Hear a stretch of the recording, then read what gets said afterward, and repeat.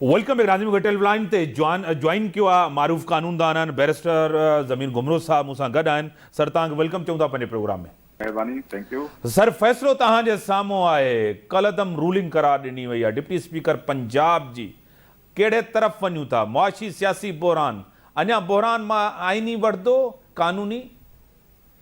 वॾो सियासी बुरहान थींदो, छो त उन सां इम्प्रेशन इहो थींदो त नवाज़ शरीफ़ जे हुकूमत खे बि कोर्ट लाथो, उनखे डिस्क्वालीफाई करे उन खां पोइ उनजे भाउ हमज़ा शहबाज शरीफ़ जे गवर्नमेंट खे बि जेको आहे सो कोर्ट लाथो ऐं उन इंटरप्रिटेशन ते जेको आहे सो तमामु डिवीजन आहे जेको आहे सो न रुगो लीगल फ्रेटर्निटी में पर पॉलिटिकल पार्टीज़ में बि। ऐं तव्हां ॾिठो हूंदो त जेको आहे सो पॉलिटिकल पार्टीज़ सुप्रीम कोर्ट जो जेको आहे सो बाइकाट कयो पहिरियों दफ़ो आहे पाकिस्तान जी हिस्ट्री में। ऐं उन खां पोइ हीउ जेको फ़ैसिलो आयो आहे इहो डिवाइसिव आहे ऐं इहो मुल्क जे हालात खे वधीक गंभीर कंदो, छो त जेको आहे सो इहो ॿियो दफ़ो आहे माना हिस्ट्री में, रिसेंट हिस्ट्री में त हिकिड़ो त नवाज़ शरीफ़ खे डिस्क्वालीफाई कयो वियो, नंबर ॿियो हमज़ा शहबाज जी जेको आहे सो हुकूमत जेको आहे ख़तमु कई वई ऐं मुंहिंजे ख्याल में हीउ पॉलिटिकल बुरहान वधीक शिदत अख्तियार कंदो। सर ॿियो ऑप्शन्स छा आहिनि हाणे, यानी कि हुकूमत वटि कहिड़नि ऑप्शन्स ते वञणु? इलेक्शन ऑप्शन आहे, जल्दी इलेक्शन थिए? मुंहिंजे ख्याल में त इलेक्शन उनजे करे गवर्नमेंट नथी कराए, छो त गवर्नमेंट खे इहो आहे त जेको आहे सो मुल्क जी माशी सूरत तमामु ख़राबु आहे। उनजे करे जेकॾहिं केयरटेकर गवर्नमेंट ईंदी त उहा संभाले कोन सघंदी ऐं मुल्क खे इकनॉमिक इशूज़ आहिनि, पॉलिटिकल इशूज़ आहिनि। उन लेजिस्लेशन त ठीकु करे छॾी आहे, पर उनजे बावजूदि जेको आहे सो गवर्नमेंट इहो चाहींदी त जेको आहे सो इन सिस्टम खे हलायो वञे। हाणे केतिरो सिस्टम हली सघे थो इहो चई नथो सघिजे।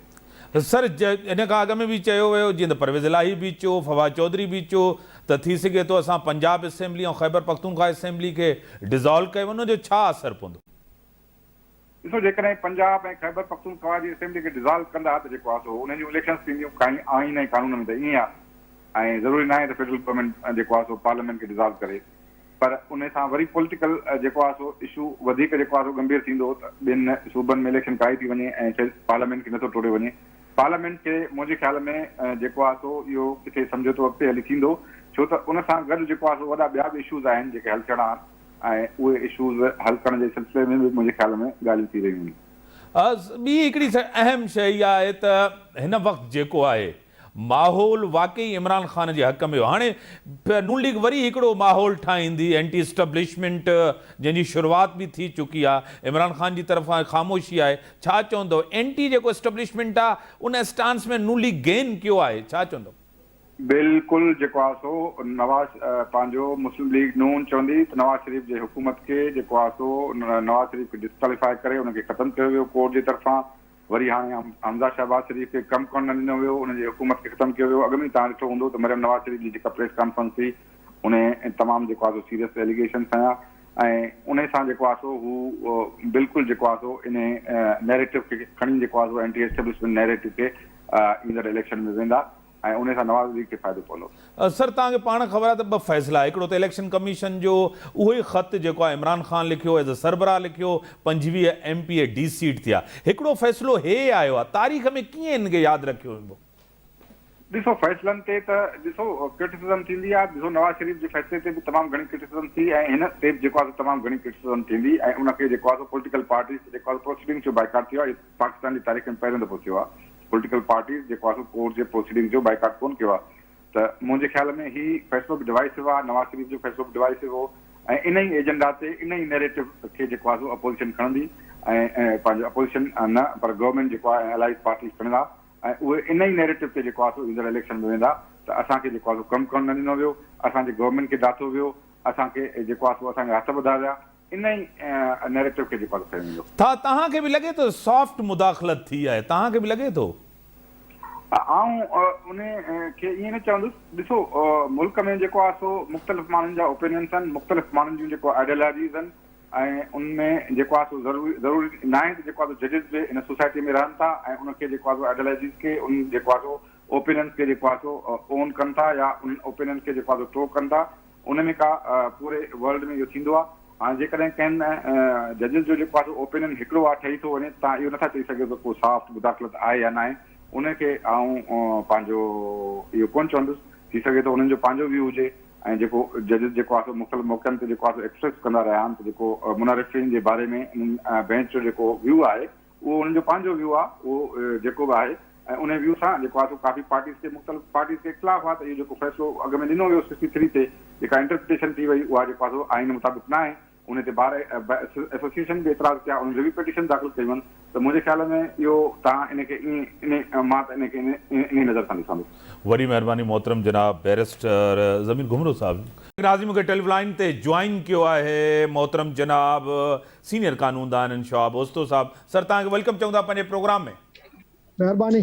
सर फ़ैसिलो अची वियो आहे, रूलिंग कलदम परवेज़ इलाही हाणे वज़ीर आला पंजाब हूंदो, छा चवंदो? हाणे कोर्ट सगोरी जो फ़ैसिलो आहे अखियुनि ते असांजे, पर मसइलो इहो थो थिए जॾहिं तव्हां अहिड़ा फ़ैसिला था कयो जंहिंमें तज़ाद आहे, जंहिंमें कंफ्यूजन आहे, जंहिंमें माण्हुनि खे पूरी तरीक़े सां का आगाही नथी मिले त आइन चवे छा थो। हिकिड़े फ़ैसिले में हिकिड़ी ॻाल्हि, ॿिए फ़ैसिले में ॿी ॻाल्हि, त यकीनन माण्हुनि जो जेको वेसाउ आहे, जेको क्रेडिबिलिटी आहे कोर्ट्स जी, उहा वेंदी ख़तमु थींदी। ऐं तव्हां ॾिठो त ऑलरेडी जेके अपोजिशन पार्टीज़ आहिनि सही उन्हनि अॻु में ई बाइकआउट करे छॾियो आहे। ऐं हाणे जेका सूरत हाल पैदा थी आहे उन में त सिधो सो टकराव थो पैदा थिए लॻे थो सियासी पार्टियुनि जे विच में ऐं असांजी जुडिशरी जे। सो इन सां यकीन अञा वधीक सियासी बहरान पैदा थियो, इन सां वधीक असांजी जेका मुआशी सूरत हाल आहे ख़राबु थींदी। डॉलर ॾिसो था वञे पियो ॾींहों को ॾींहुं वधंदो। सो यकीनन मां सम्झां थो त असांजे मुल्क में अञा वधीक बहरान वधंदो, छाकाणि त पंजाब में जेकॾहिं हुकूमत अची थी वञे PTI जी ऐं PMLQ जी, त उहे त उन्हनि खे हुकूमत करण ई कोन ॾींदा। इन जो मतिलबु आहे त मुल्क में वरी हिकिड़ो नओं अञा वधीक ख़तरनाक क़िस्म जो सियासी बहरान ऐं थी सघे थो त इन सां अञा वधीक चवां थो त मतिलबु इहो बि ख़दशो आहे त को इन जो वायलेंस में न तब्दील थी वञे सॼो मामिलो, ऐं इन सां जमहूरियत खे बि ख़तरो आहे ज़ाहिर आहे। सो हिकिड़ो अजीब क़िस्म जो मां सम्झां थो त मंज़रनामो थो जुड़े। असां सभिनी खे उमेदु करणु घुरिजे त हाणे कोर्ट जे फ़ैसिले खे घटि में घटि मञणु घुरिजे, जेका बि सूरत हाल आहे। सही सर तव्हांखे लॻे थो त को इलेक्शन की तरफ़ जल्दी वञूं, को इन तरफ़ सूरत हाल वञे थी, नून लीग हिकु दफ़ो वरी जेको आहे हिकिड़ी टकराव वारी सूरत हाल आहे, छा चवंदो हिन ते?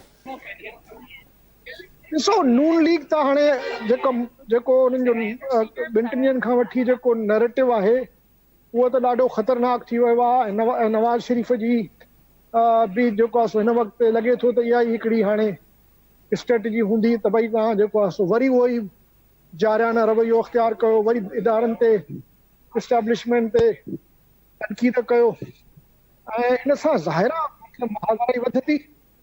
ऐं ॾिसजे त कोर्टूं जेके आहिनि कीअं थियूं उन ॻाल्हि सॼी जेको आहे सो कनि। फ़ैसिलो त थी वियो, हाणे ॾिसजे त हुन जो नतीजो छा थो निकिरे, छाकाणि त इहा ख़तरनाक सूरत हाल आहे, ॾाढी ख़तरनाक सूरत हाल।